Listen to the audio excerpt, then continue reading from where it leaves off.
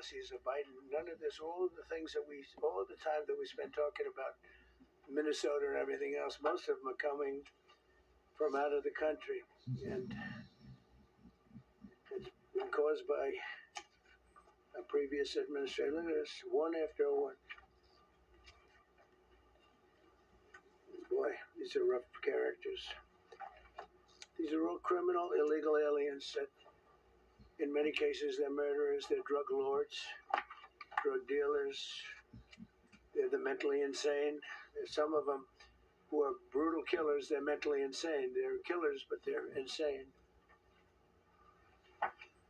These are just in Minnesota, California. It's worse. In other states, it's worse. No, Minnesota, the crime is incredible. The financial crimes are incredible.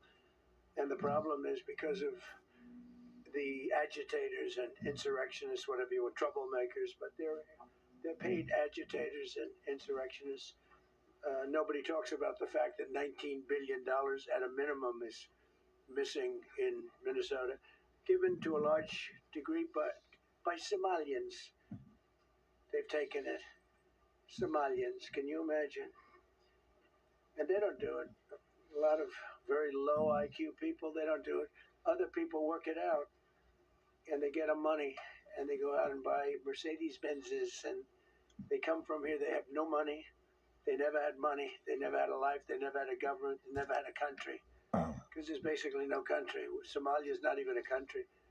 They don't have anything that resembles a country. And if it is a country, it's considered just about the worst in the world. They come here and they become rich and they don't have a job.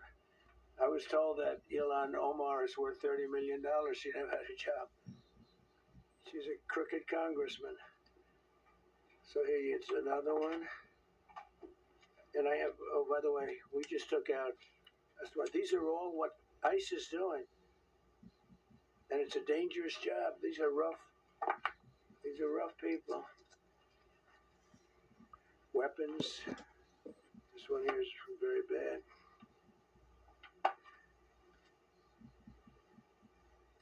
I'm going through this because I think we have plenty of time. I'm going to beautiful place in Switzerland where we'll be, I'm sure I'm very happily awaited for. In Switzerland, they don't know about this. They don't have this problem. They have other problems, but they don't have this problem. Look, killed somebody. And these are rough people. These are not, this was all allowed into our country through open borders. The dumbest policies, men and women's sports is dumb. But to me, having an open border for the world to come in, drug dealers and prisoners, Venezuela, as an example, opened their prisons into the United States. That's why one of the reasons I felt so strongly against Venezuela. Now I'm loving Venezuela. They've been working with us so well. It's been so nice. And an unbelievably nice woman also did a very incredible thing, as you know, a few days ago. We're talking to her, and maybe we can get her involved in some way. I'd love to be able to do that. Maria, maybe we can do that. But we're dealing with the people and the president and all of the people in Venezuela, and we've been doing great. The oil companies are getting ready to make massive investments there. They have more oil than even Saudi Arabia. There you go.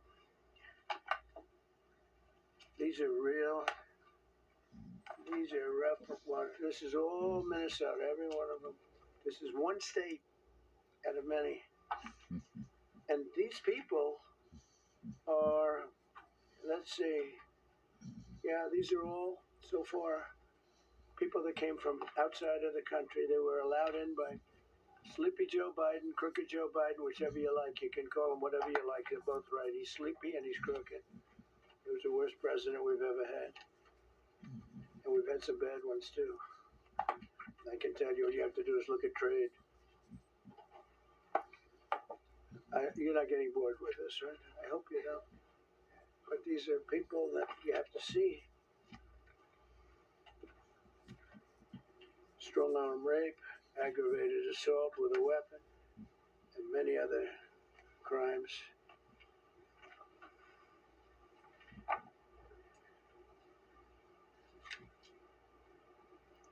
gang member, known as one of the toughest people around. These are tough people. So this is what the people are trying to protect, because all ICE wants to do is get them out of our country, bring them to prisons and jails and mental institutions from where they came. That's all they want to do. They're patriots, and they have to be abused by guys like Don Lemon, who's a loser, lightweight. I saw him the way he walked in that church. It was terrible. I have such respect for that pastor. He was so calm. He was so nice. He was just accosted. What they did in that church was horrible yesterday. Look at it. 24 convictions. 24 times convicted. They're not charges. These are convictions. So he comes from outside the country. Do you think he's going to be good here? Convicted 24 times. He's going to be good here, right? Illegal aliens who broke into this country, who then raped children, who committed human trafficking, sex trafficking, drug trafficking, protected, shielded, sheltered, coddled, defended at every level by the leadership in Minnesota. Trump on Sunday questioning why Minnesota officials are against ICE enforcement, asking do they really want murderers and drug dealers to be ensconced in their community. Miller says another separate issue is that if ICE agents get attacked, local law enforcement can't support the ICE officers. It's not clear yet if the 1,500 troops will actually be deployed. Reports say for now they only received orders to prepare to possibly be sent to Minnesota. When ICE goes out to make these arrests, they unleash violent mobs to attack, assault, and impede ICE officers, and they refuse to allow the city police to protect those ICE officers in the conduct of their duties, willfully aiding and abetting this violence. The soldiers subject to deployment specialize in cold weather operations and are currently stationed in Alaska. Ariane Pastar, NTD News. Of the atrocities against Minnesotans. The atrocity FBI and is ICE you. vehicles were broken into and destroyed in Minneapolis. President Trump threatened to invoke the Insurrection Act over the lawlessness. Treasury Secretary Scott Bessent says investigators have uncovered schemes far larger than expected in Minnesota, speaking on Blaze TV. How the hell did this happen? How did it happen? Like, President Trump is outraged. I'm outraged. The American people should be outraged. Meanwhile, independent journalist Nick Shirley released another video from Minnesota showing alleged fraud in transport companies. The Supreme Court heard two major cases about men playing in women's sports. Attorneys representing trans-identifying athletes refused to define what sex means in reference to Title IX. I think, frankly, it was quite alarming to not only hear a couple of justices gravel over that basic, fundamental, biological fact, that men and women are different but inherently equal, but we are certainly different. President Trump signed a bill this week that allows schools to serve whole milk again, alongside fat-free and low-fat versions. To lower the temperature. NTD correspondent Jason Blair reports. Multiple people have been arrested following an incident at a church in St. Paul, Minnesota. On Sunday, a group is seen on video appearing to disrupt a church service, chanting "ICE out" and "Justice for Renee Good." Authorities shared photos of 3 suspects being taken into custody: Nikema Armstrong, an activist and attorney; Chantel Louisa Allen, a St. Paul school board member; and William Kelly, an active protester spotted recently in different places around the U.S. Attorney General Pam Bondi says our nation was settled and founded by people fleeing religious persecution.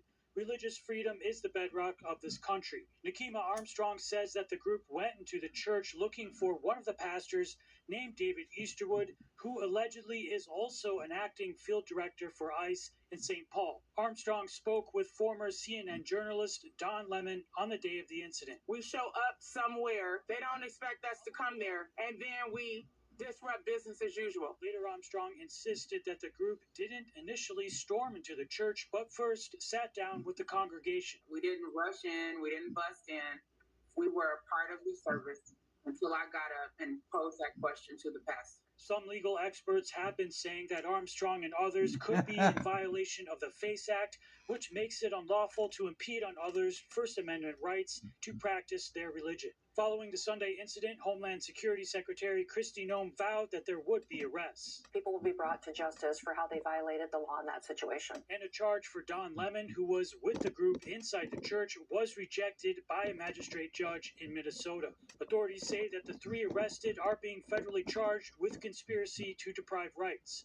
And Vice President J.D. Vance visits Minneapolis, Minnesota in the midst of an ongoing ICE immigration enforcement operation, coupled with heavy protests and incidents of civil unrest. Vance says part of his visit was to meet with business leaders and law enforcement to better understand what's going on so that the temperature can be turned down. Because of a few very far left agitators, a lot of these guys are unable to do their jobs without being harassed, without being doxxed, and sometimes without being assaulted. That's totally unacceptable. Vance says that federal agents have also been seriously harassed while off duty after being doxxed. If you can't even go to a restaurant without some agitators locking the door and making you feel like your life is in danger, that is the environment that has been created. Vance says that one of the main reasons so many agents are seen in Minnesota is that additional support is needed to protect the agents making arrests from, quote, rioters.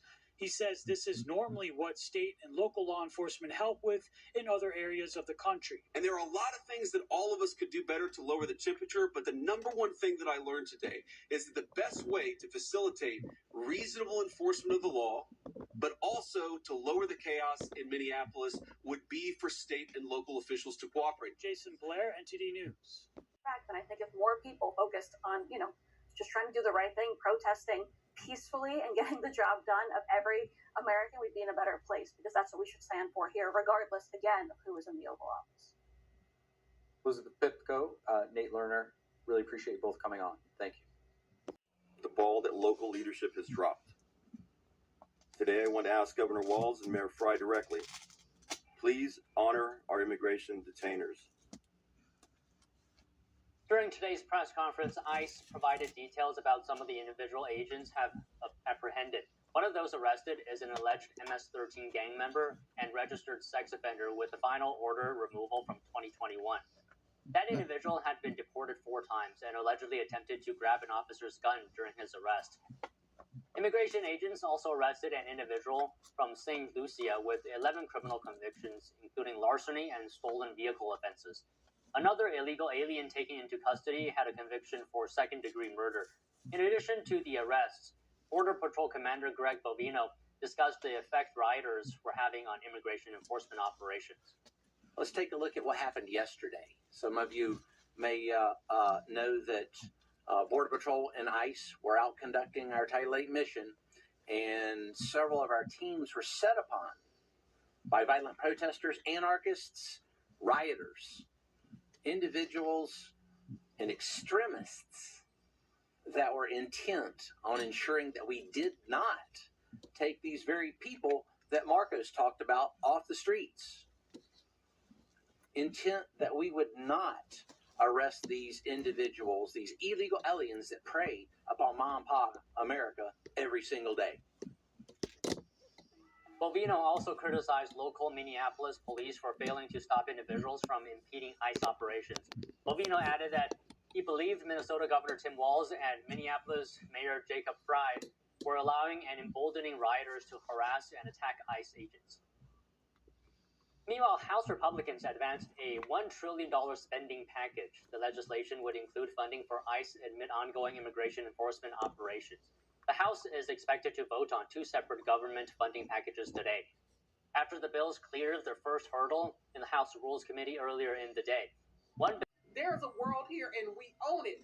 Prior to then, Black and brown people have been sailing across oceans, interacting with each other for centuries without total subjugation, domination, and colonialism. The professor was asked in the interview, what is the solution to a more equitable sharing of resources, since the nature of white people compels them to hoard power and goods? The thing I want to say to you is we got to take these out. But I know, we can't say that, right? We can't say, I don't believe in a project of violence. I truly don't. Rutgers University student Ava Kwan reacts to Cooper's comments about race in the video. it's not professional to have a professor who so blatantly advocates for violence against white people. To so confidently say we need to take white people out is outrageous. It's a very vile statement to make, especially as a professor working with students of all different races and backgrounds. It's very disappointing to see.